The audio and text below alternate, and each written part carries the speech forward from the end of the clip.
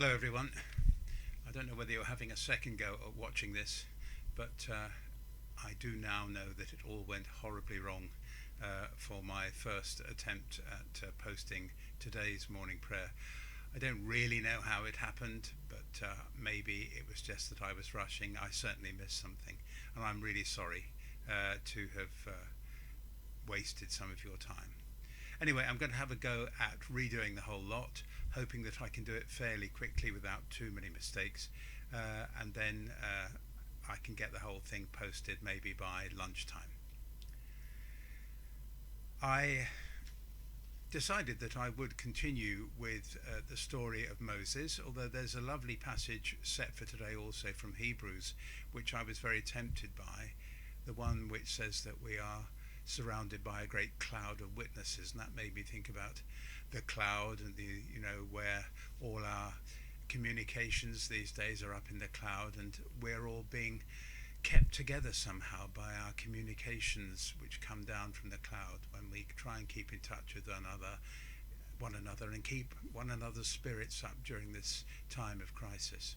But anyway, you can always read Hebrews for yourself. I'm going to continue with the Exodus story because it seemed a little bit odd just to take two bits of it and then suddenly to let it drop.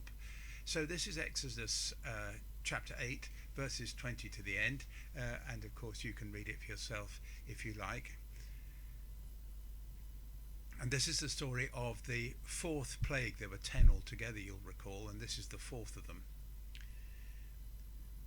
Then the Lord said to Moses, "Rise early in the morning and present yourself before Pharaoh as he goes out to the water, and say to him, 'Thus says the Lord, let my people go so that they may worship me. For if you will not let my people go, I will send swarms of flies on you, your officials and your people, and into your houses. And the houses of the Egyptians shall be filled with swarms of flies, so also the land where they live. But on that day I will set apart the land of Goshen where my people live, so that no swarms of flies shall be there.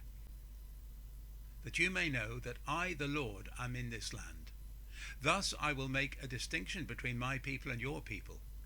This sign shall appear tomorrow.' The Lord did so, and great swarms of flies came into the house of Pharaoh and into his officials' houses. In all of Egypt the land was ruined because of the flies. Then Pharaoh summoned Moses and Aaron and said, 'Go, sacrifice to your God within the land.' But Moses said, 'It would not be right to do so, for the sacrifices that we offer to the Lord our God are offensive to the Egyptians. If we offer in the sight of the Egyptians sacrifices that are offensive to them, will they not stone us? We must go a 3 days' journey into the wilderness and sacrifice to the Lord our God as he commands us.' So Pharaoh said, 'I will let you go to sacrifice to the Lord your God in the wilderness, provided you do not go very far away. Pray for me.' Then Moses said, 'As soon as I leave you, I will pray to the Lord that swarms of flies may depart tomorrow from Pharaoh, from his officials, and from his people. Only do not let Pharaoh again deal falsely by not letting the people go to sacrifice to the Lord.' So Moses went out from Pharaoh and prayed to the Lord, and the Lord did as Moses asked. He removed the swarms of flies from Pharaoh, from his officials, and from his people. Not one remained." Now, I can't find the last few lines on my script, so this is really not being a good day, but we do know that the last verse or so of that reading, and you may have it in front of you, say that Pharaoh again changed his mind and did not let the people go. There's a lot of juicy stuff in the liberation narrative to keep audiences on the edge of their seats, especially, I imagine, the children. Can't you just imagine the Hebrew children sitting around one of their parents as they are told the horrors that befell the Egyptians? The River Nile turning to blood, the frogs, though I have to say I quite like frogs. Maybe if I actually found them in bed with me, as the Egyptians apparently did, I'd not be so enamoured of them. Gnats, flies, that was today's, the fourth plague. The death of the farm animals. Boils, yuck. Deadly thunder and hail. Locusts, an unpleasant reminder of the food crisis in the Horn of Africa and the Indian subcontinent now, as if COVID-19 were not enough. 3 days of darkness, and worst of all, death of all the firstborn. whether human being or animal. It's a Netflix series if ever there was one. I wasn't going to take all that as a starting point for a mini sermon, but the more I thought about it, the more I couldn't resist it. What do we find in one of the most dramatic sections of the whole Old Testament? Man's power pitted against God's. Well, it's no contest. God wins every time. A series of disasters. We still get those, though we don't ascribe them to God anymore. This year, before the coronavirus came upon us, we've had disastrous floods, of which thousands in the Midlands, Yorkshire, South Wales and parts of Scotland are still coping with the very destructive effects. We've had unusually high winds and a sequence of storms, one every weekend for 3 weeks, which have done tremendous damage to property and cost a few lives. Elsewhere there have been wildfires, such as in much of Australia and in California, of such proportions that at times it seemed that the world itself was ablaze.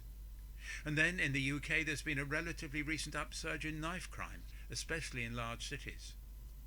Well, you might say, well, that's not a natural disaster. I'm not so sure. Violence is the reaction of frustrated people, particularly young frustrated people, when they feel powerless, when it seems to them that life is treating them unfairly, that no one is listening. But think back to the miners' strikes of the 80s. In the end, those confrontations turned very nasty too, didn't they? Very violent. It's human nature, so it's natural. Such chains of disasters, whether we think God caused them or whether we think they're simply a product of the dynamic planet on which we live, can have the effect of making us think again about what we're doing, how we're living. In the case of Pharaoh, he kept thinking, making decisions, and then going back on what he'd agreed.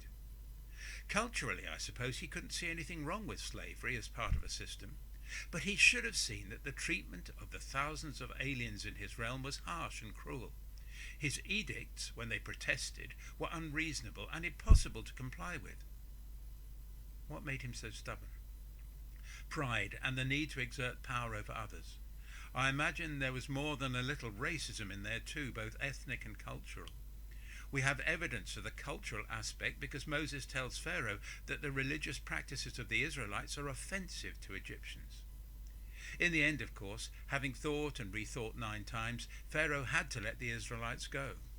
The end result of the 10 plagues was the liberation of God's newly chosen people and the promise that it was to take a while to be fulfilled of a land to call their own. Our plague, COVID-19, and our other worldwide disasters are, I maintain, not sent by God, but self-inflicted, even if we did not always know what we were doing at the time. But like the plagues of Egypt, they can and should make us think.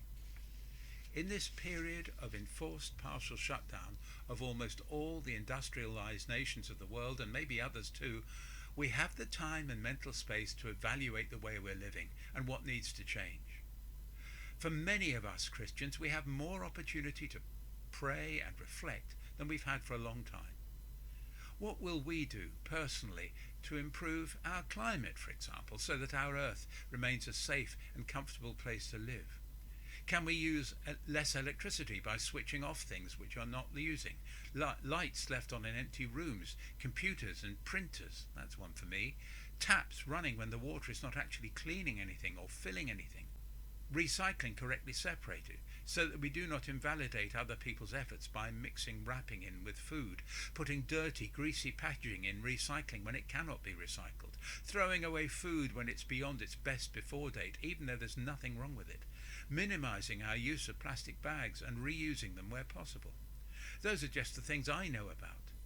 If you're like me, the occasional feeling of real irritation sweeps over me. It's just too much trouble.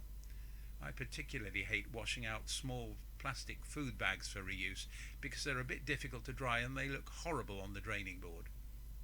But I have to get over it. We all had to get over the need to do things we used not to have to do before we knew we had to do them. We need to use our cars less and walk or cycle more. Where we have adequate public transport, not always the case in small towns like ours admittedly, we should try to use it when we can. Perhaps some of us will be able to move over time to cleaner forms of personal transport, but I realise that's as much to do with economics as a desire to make that change. And we need to think about how our society treats people, particularly the poor and the disadvantaged. Almost without exception, that's where violence comes from. And it's tempting to think in terms of repression and punishment, but they won't solve the problem, only hold it at bay for a while. We need a fairer society in which the authorities make much more provision for those that have least, and particularly the young who have least. This is something that Christians can push for. We at St Mark's are already making significant contributions by supporting the work of Fays in Hitchin. So my suggestion is that we use this time of enforced confinement to plan the way we're going to change the future when we can get our freedoms back. Plan and pray about it. Let's accept that all the things I've listed are things that God would want us to do, because this is his planet and we are only its custodians, its stewards. It grieves him when we knowingly despoil it. And all its people are his children, equally loved by him no matter what they've done. He wants every society to treat all its members well and to provide for their needs, physical, psychological, social and spiritual. Horrible though the coronavirus is, good can come out of it if we resolve to live better once the world is better. So let's pray. Pray God to help us emerge from confinement, determined to change the world for good. Amen. Well, I hope this one works out better than the one I posted yesterday. I'll try and get it up within an hour or so and hope that you might have a go at listening to it again. But thank you for being with me. Thank you for persevering. John is with you tomorrow and I'm back on Thursday with a new reflection. Bye for now and God bless you.